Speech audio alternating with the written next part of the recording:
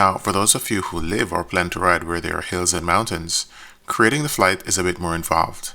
Let's take a look at these very simplified graphics which are not drawn to scale. Here we have a representation of a mountain.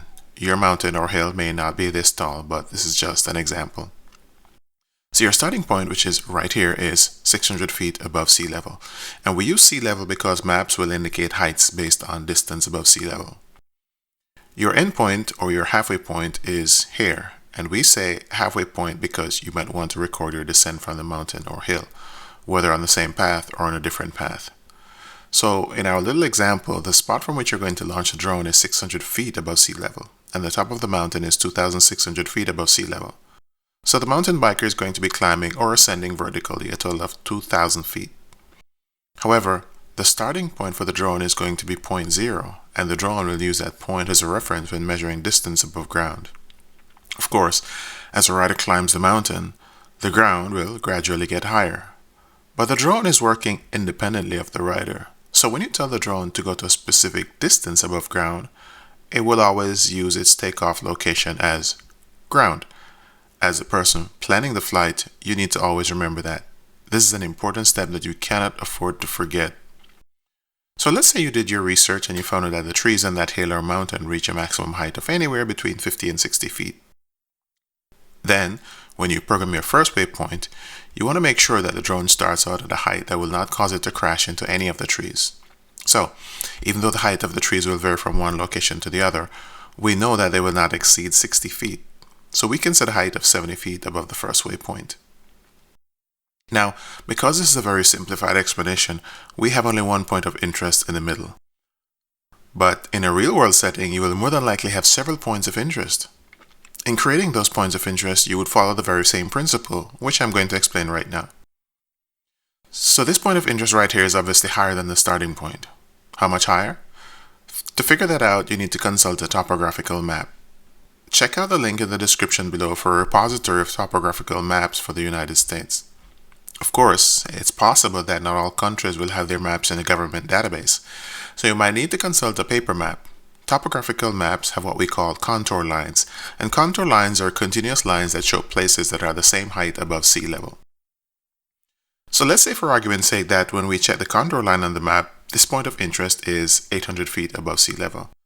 That would make it 200 feet higher than the drone's takeoff point right here. Plus, we have to add another 70 feet to avoid the trees.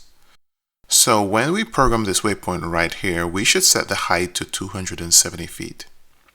In addition, we also want to place the drone lateral to the point of interest. This allows us to get as wide a view as possible so that we can keep the biker within frame. In fact, to increase the dramatic effect of the shot, we could send the drone all the way over the lake before having it fly to the third waypoint. Since we set the drone's height for each waypoint, as the drone moves from one waypoint to another, it will gradually adjust its height to match what we program for the next waypoint. Of course, if there are several hills and valleys or sudden changes in the topography between points of interest, then you would have to program multiple waypoints to compensate for those changes, and that would prevent the drone from flying into terrain. Of course, if you have obstacle avoidance turned on, your drone might not crash, but it will more than likely waste time trying to get around the obstacle instead of following the biker.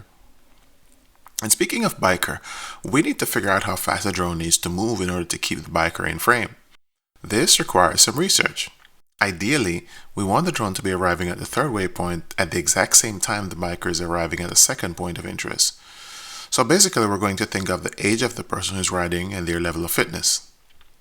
Let's say, for example, that the distance between the starting point and the second point of interest is a quarter mile.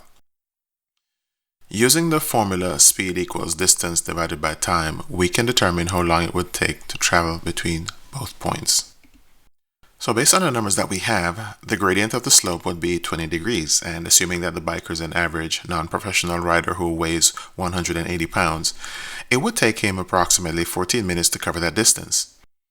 So assuming that we send the drone out to this position over the lake before sending it to the third waypoint, we would need to set the drone speed to 2.04 miles per hour. But of course, you don't have to send the drone out over the water. You could have it fly a zigzag pattern along the path, you could have it fly circular patterns along the path, or you could do all three, or something else. The point is, you have 14 minutes until that rider gets to the third waypoint. So you can keep it simple and fly slowly, or you can make the drone fly faster and do a lot more and get more shots in. The only limit here is your imagination. Of course, when programming the third waypoint, we have to set the drone's height to 470 feet. For the next phase, we have to do more calculations based on distance, as well as the slope, which may or may not be the same as a previous phase. If the bicycle rider or riders end up traveling slower than average, then you can always hit pause and wait for them to catch up before continuing. As we approach the top of the mountain, there might not be any trees or they might be considerably shorter. And if we bear in mind that the drone may be flying in a location lateral to the mountaintop, then you realize we have some more flexibility as to how high we should fly the drone in order to clear the landscape.